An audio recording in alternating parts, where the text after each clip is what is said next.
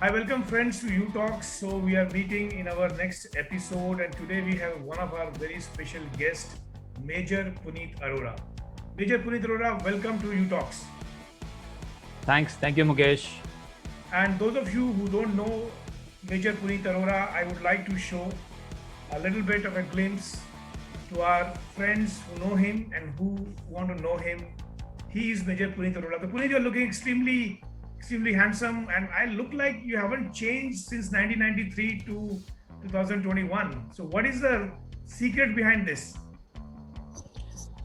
I think Mukesh, first of all, I'm feeling a bit nostalgic after seeing these photographs because, uh, they take me back good about 15 plus years, and see, it's all drilled and ingrained in us. While we were being trained.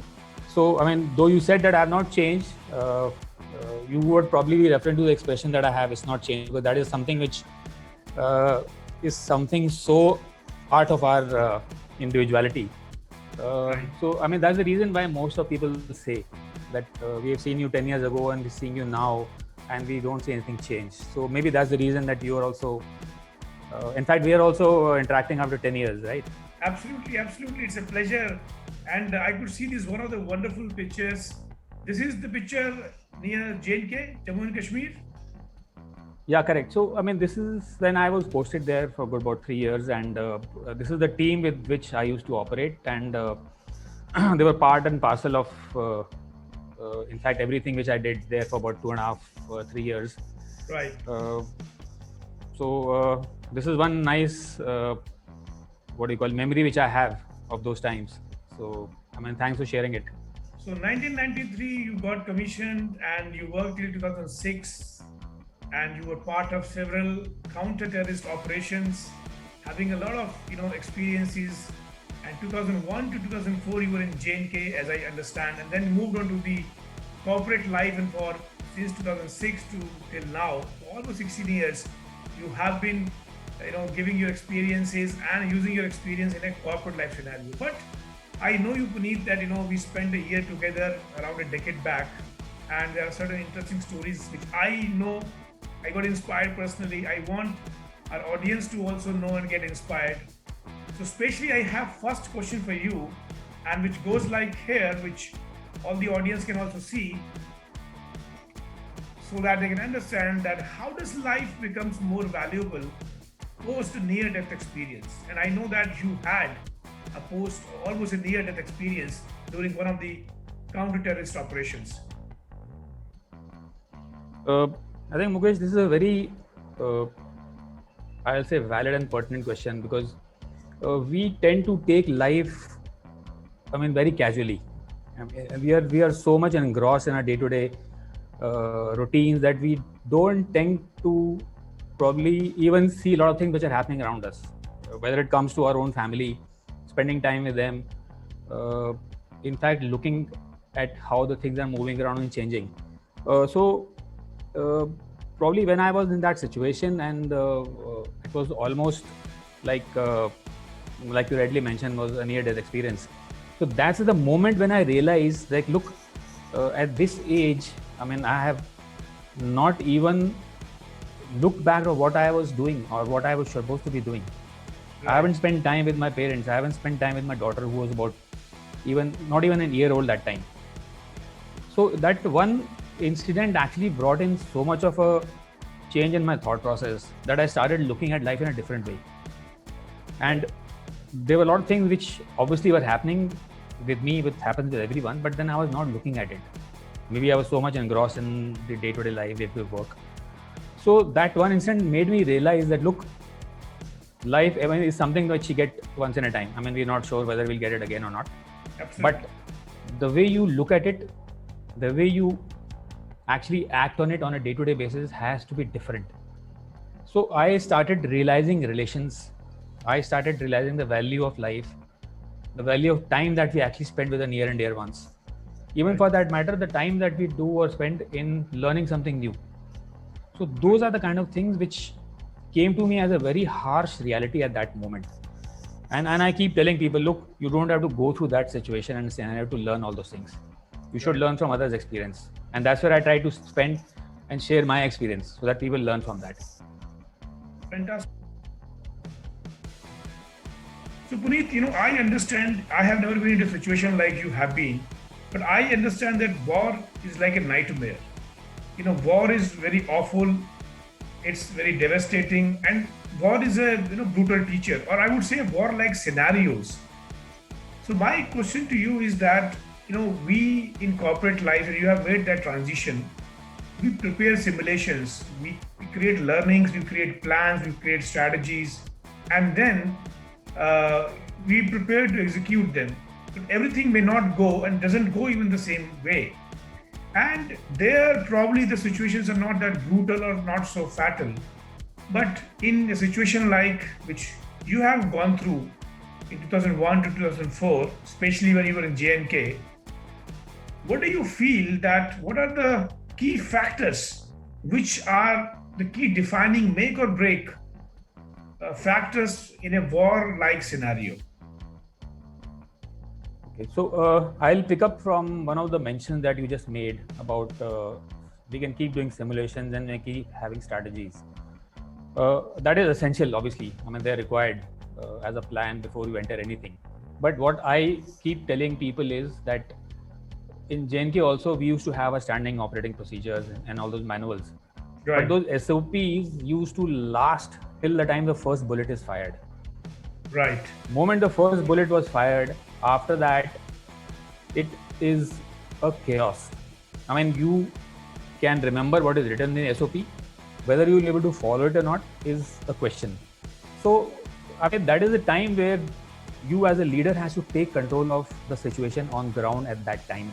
Right. In fact, you have to take complete ownership of the entire scenario, take charge of the team, and that's where your communication, what trainings that you have done in times other than wars, that come handy.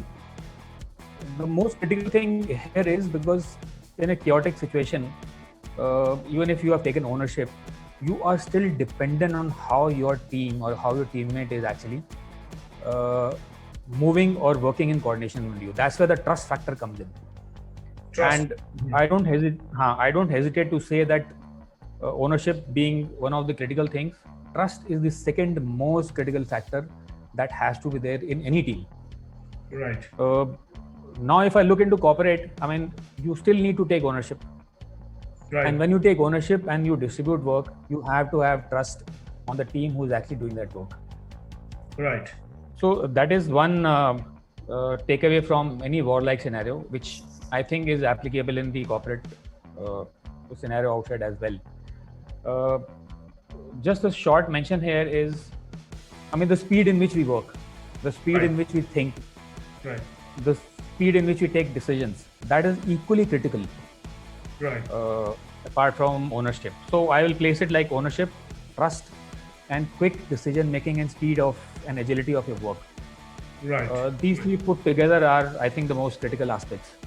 So it's a very valid point you brought in, Major Puneet, that extreme ownership or ownership you call, the trust, the camaraderie between the team and the speed, or what you were mentioned, the decision making is the critical things. And these are the key areas which actually define the make or break points in a war-like scenario. But you have gone through this, and now spending 13 years in army and then almost 16 years in corporate life, how you were able to use these three things in your corporate functions or the leadership you have been extending? I think I can again say that's a very, very valid question. When I transitioned from the armed forces, there is one area which I found was very tough. I was heading a team and took the ownership of the entire team which I had. But building a trust is something which is not that easy to develop. Mm-hmm. In the army, it's a different way. I mean, the people are trained in such a way that we are all aligned to do a task in a particular way. So building trust is easy. Right. Building trust in a team outside in the corporate where people are coming from different walks of life, different experiences, is a challenge. So as a leader, how you interact with them, how you communicate with them, how you spend time, again, like I mentioned before, listen to them, allow them to take a decision. Right. I mean, that's how I used to develop trust with the team, and then they also started looking at me as somebody whom they could trust. So it was a mutual relationship. Right. And I would also say here that taking quick decision, fast decision is something which nobody can learn in academics. You have to actually practice doing it. And I used to allow people to take decision. Understood. So I think that's how I was able to inculcate the same sort of a scenario which I was there in doing the armed forces, and it really helped me. You brought a very good and very interesting point, Puneet, that while ownership and speed is one thing, but trust is something which is not easy to develop in a corporate-like scenario, because people come from diverse situations. And in army, maybe I probably can correlate that the goal in an army or probably in armed forces, if you are in a warlike scenario or a counter-terrorist operation, the goal is aligned to everyone, and maybe the development of trust is much faster. So would you say, or would you agree that goal setting in a corporate for the team or for the organization could be one of the most critical exercises? I think you have pointed out as one of the most important aspects, and it's the easiest thing to compare. Like you just mentioned, for us in the armed forces, goals is very clear. How to reach that goal is pretty much clear. Outside in the corporate also, goals are equally important. I mean, we set the goals for everyone.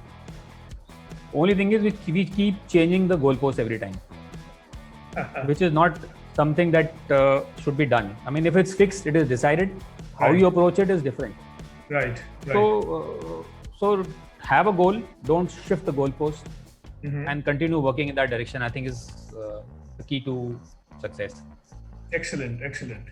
So one final question, Puneet, would like to ask is that, anything or as an advice to others who are making transitions from similar careers like yours to corporate, or even for the general audience who are watching, professionals who are watching, anything which you wish you would have changed in your execution last 2 decades or decade, and which will be helpful for others to understand?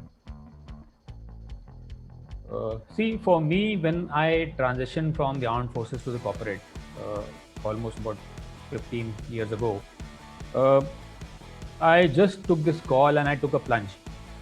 And I said, I mean, the way I used to handle, the way I used to do it in the armed forces, I should be able to do the same thing in the corporate. It actually doesn't.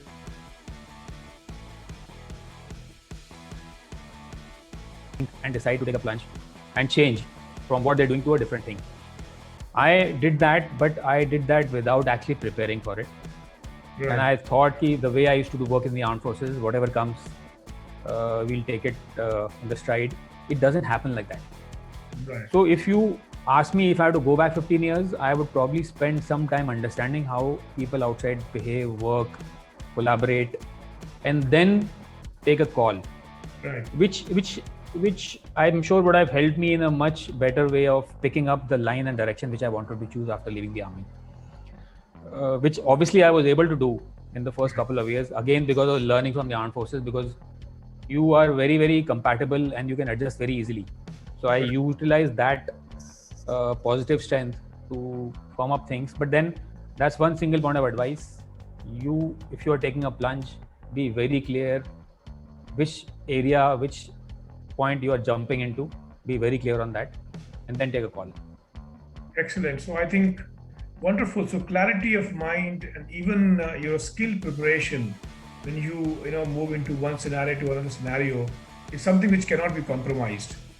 Wonderful, Major Puneet. It was really great talking to you. A short conversation, though we had a little bit hiccups today in our connectivity, but I'm sure that the audience will see the interaction today. They will get a huge benefit, and I really loved you described the concepts of extreme ownership, the trust, and especially how does the trust doesn't develop in the corporate life. How does the goal setting and the goal post pushing should not happen, so that people are aligned, and then the execution, the speed, and also the areas that you should be when you're taking those plunge. How do you make transitions with the prepared and the clarity of mind?